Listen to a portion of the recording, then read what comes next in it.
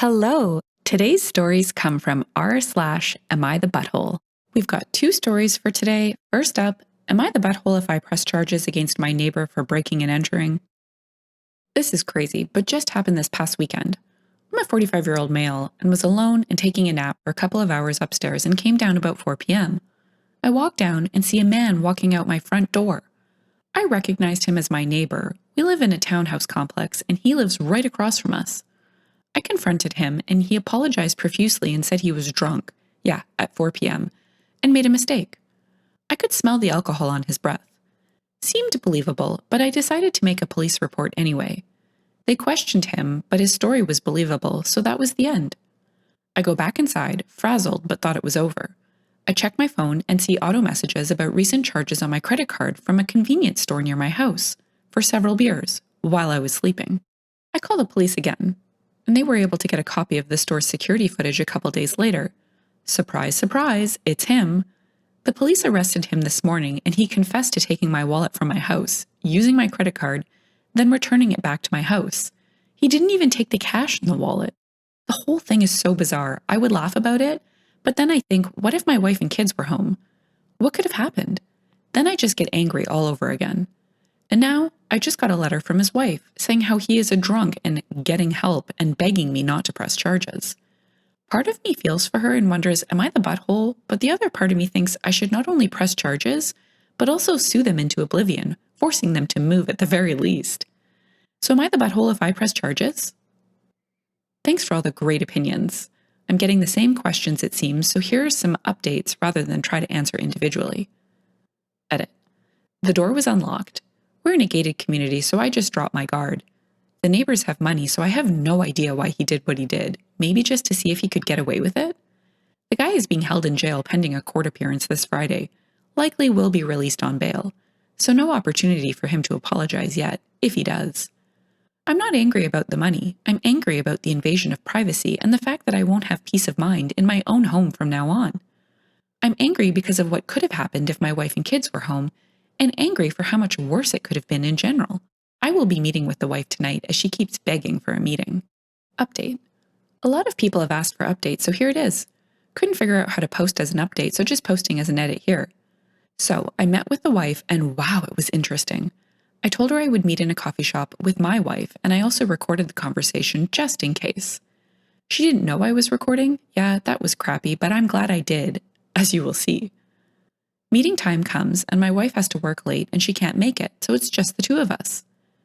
She is apologizing profusely and tells me how he has been a drunk for years and used to love drinking and gambling until he basically spent all of their savings a couple years ago on bad bets and they almost lost the house until her parents bailed them out. He doesn't work anymore, but yet she keeps saying she loves him and he's a good man, blah, blah, blah. She also confirms that she controls all the finances, credit cards, etc. as a result, and just gives him an allowance to live on. She then asks if I can please drop the charges, etc. I let her know that I checked into it, and it doesn't matter if I drop the charges now. They have video of the crime, his fake statements, the credit card company is now involved, etc. So they have a rather long list of crimes and don't really need me to move forward. She then starts crying. I sat there for a very uncomfortable 5 minutes or so wondering if I should leave. She then rather suddenly snaps out of it, and the conversation goes like this. Look, I'm sure we can work something out. I've noticed you many times around my place, so maybe this is just me justifying my actions, but I can make you very happy, while grabbing my hand and caressing it. Maybe you can just tell the police you made a mistake, that you actually let him use your card and just forgot. As I slowly pulled my hand away, sorry, but I don't think so. I should tell the police I lied, and also to the credit card company? Pretty sure I would be joining your husband in jail. Come on, that wouldn't happen.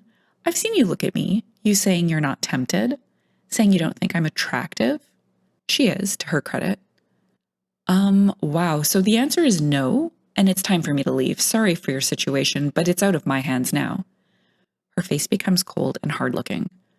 Fine, I can easily turn this around, you know. Who do you think will believe you when I tell the police you tried to touch me? I know when you're home alone. All I have to do is pick a time when you don't have any alibi. Do you really want to do this? Now I'm really mad. Right. Okay, well, just to let you know, I have recorded this entire conversation, so good luck with that. See you in court. And I walked out to her screaming obscenities and threats with the whole coffee shop staring at her and me. Guess I'm not going there again. So that's it for now, I guess. After the exchange with the wife, I am now seriously considering suing them for the mental stress and seeing if I can force them to move. I shouldn't have to keep stressing every time I see them. Thanks everybody for the advice. Oh my gosh, not the butthole. Both the neighbor and the wife are way out of line. But I don't know about suing them for mental stress. Is that a thing? Let's see what others thought in the comments. Breaking and entering, theft, fraud. I think pressing charges will be a great wake up call. He can tell a judge how he is going to go into rehab and better his life. Usually that helps in getting charges dismissed as long as he completes treatment and keeps his nose clean, not the butthole. Sounds like the wife is tampering with a witness. Definitely not the butthole for pressing criminal charges. But that changes if you do pursue a civil suit just to teach them a lesson on top of that. Don't take it out on the family like that. The wife is just panicking and trying to find any way to fix the situation. Believe me, her life is falling apart. Plus, it's unlikely you'd get enough to cover the legal fees anyway. What would you even sue for? Emotional distress? Sure. But in the absence of any tangible damage or harm, you won't get much. And now, on to our next. It's a longer one, but with a fun twist. One wedding from hell, two different opinions. This is from the website Wedding Hell's Bells, where a woman wrote in a commentary about a wedding she attended. She's OP1. And it just so happened that the bride saw the commentary and wrote her own in reply, who we'll call OP2. Oh boy, this one's great. Let's dive in. This story may even qualify as faux pas of the year, instead of just weddings from hell, although dubbing it from hell would certainly be appropriate. A couple of years ago, I was dating a guy named Tay, and he told me that some friends of his that I didn't know were getting married, but they'd invited him and a guest, so would I like to be his date? He'd take care of the gift since I didn't know the couple. He said I'd find them somewhat strange, but how strange could a wedding be, I thought. Dun, dun, dun. I said I'd be delighted to go. Big mistake. It wasn't just a tacky wedding. Everything about the wedding was downright horrific. One disaster after another. I shudder to think about it even now. To start off, the wedding was held outdoors, in the dead of night, on a full moon, in front of a cemetery. Ugh! There were even no decorations in the wedding area. The closest thing there was the flowers scattered throughout the cemetery. Most of the guests wore black. Some even had black hair and makeup. Even male guests, I couldn't believe it. And one woman wore a floor-length or ground-length, I suppose, white gown. Another guest was carrying a cat. Another was carrying a snake. You get the idea. The bride and groom had hired a string quartet. They were dressed all in black leather and didn't play anything that wasn't in a minor key. Even the Here Comes the Bride music sounded like a dirge. The wedding party, that's where I finally admitted to myself it wasn't going to improve. There were 2 male and 2 female groom's attendants and 2 male and 2 female bride's attendants too. There was no clear maid of honor or best man. The groom's attendants all wore purple shirts and black pants, purple lipstick and black eye makeup, and white face paint, and carried 1 white candle. The bride's attendants all wore white shirts and black pants, black lipstick and eye makeup, and white face paint, and carried 1 purple candle. No flowers, pants on the female attendants, and makeup on the male attendants? Then came the couple. The groom wore leather pants and boots and a white open-neck shirt. In any other setting, that shirt may have been nice, if a bit 19th century. Needless to say, it may have been the highlight of the event anyway. He was wearing a leather collar, 5 earrings, and an eyebrow ring, and the same makeup as his attendants, and his hair was purple to match it. His attendants and the bride's attendants' candles. And the bride's gown. The bride. Where do I begin? She was about a foot taller than the groom. She wore white face paint and black lipstick, and eye makeup that swirled onto her temples and cheekbones, and combat boots. No veil, no train, no flowers, nothing. Her gown showed off her arms, back, and some of her legs above her boots. It also showed off the tattoo she had all over those parts of her body. Her black hair was pulled back to show off the 7 rings in each ear. I don't know who told these people that this was acceptable at a wedding. The pastor was old. He looked about 5 minutes away from disintegration. The blessing was unbelievable. He said the most appalling, inappropriate things, like how in just a few short decades they would be buried in the cemetery side by side, 6 feet under in matching coffins, rotting together for all eternity. I remember that part word for word because it was in the Addams Family. I thought I was going to be sick, not at the imagery, but at the fact that it was being said as nuptials. I only stayed because I wasn't sure I wanted to be seen leaving early by these people.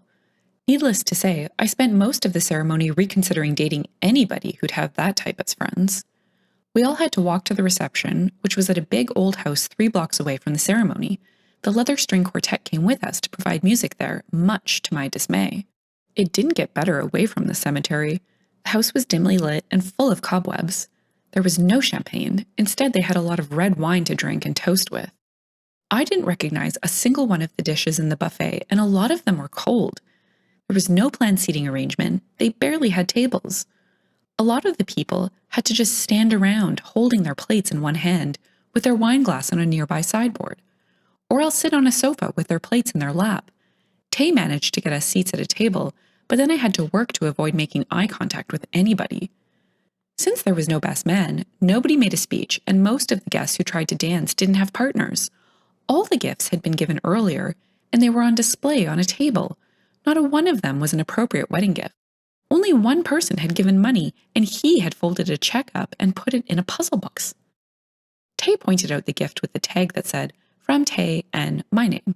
It was a pair of hip flasks, one with a dragon on it, the other with a skull and crossbones. So I wrote 2 notes, one saying they should be disgusted at what they're doing to the tradition of marriage, and another breaking up with Tay, and then went to the bathroom and climbed out the window. Needless to say, I've been screening my calls ever since. Part 2, where OP2 recognizes herself in OP1's tale of woe. This happened at my own wedding. I'll be the first to admit it was unconventional. My now husband and I were very into the goth scene at the time. I was actually a writer for a well-known horror mag, and hubby-to-be worked as a gore designer. Think slasher flicks, and you get the idea. We were, therefore, very into the scene, as were most of our mates. We chose to hold a goth wedding, cemetery, memento mori style imagery, the whole 9 yards. It was a few years ago, and yes, I do things differently now, but at the time, and since, my more than loving friends went at their leather togs with gusto and a good attitude. I had to give you a rundown on my untraditional wedding before getting to the main course. A good friend of my husband-to-be was invited with his guest. The friend, whom I'll call T, was not a subscriber to our lifestyle, but had been more than supportive and got completely into the swing of things. T's girlfriend, however, was another story. I didn't hear about it at the time, as I was a nervous bride, and my friends and family, bless my mom and sister, kept this girl from me. But I gather she spent the whole ceremony complaining to those who looked normal, her quote, about the setting, lack of decor. We were in a cemetery. Would bows and flowers on the gravestones be more appropriate? Makeup on boys, my mate and I have oodles of friends who are gay, straight, and everything in between. If they came in glitter and neon, if they were happy, I'd be happy. Who was this woman to belittle us? And, gasp, my freaking footwear. I had a long dress and chose to wear comfy shoes as opposed to new ones. So, the stranger is accepting our hospitality whilst yipping to a lot of our close friends about how nasty and uncouth we were. Even her boyfriend was embarrassed by her behavior. She went off about our choice of a cold buffet, although we had a seafood bar, and refused to sit with any of our friends. T actually went and set up a table for her and her alone, so she wouldn't be contaminated. The one interaction I had with her involved her commenting, "Wow, I'm amazed hubby knew where to put the actual wedding ring." I'm quite pierced and, in fact, have several tattoos. But what the heck? Do my brow rings somehow nullify the wedding ring? As a final indignity, this girl left a note in my bouquet, written on tissue, accusing me of making a mockery of marriage and telling me, the bride, to tell T that she didn't want to see him anymore. All I can say is that hubby and I are still deliriously happy, and T is now married to one of my best friends. While we might not do things the way we did, neither Jay nor I regret our wedding. And all this girl did was prove to me that I have the best, most unjudgmental, most loving friends and family ever. They'll know me to read this as they all remember her, and I love you guys.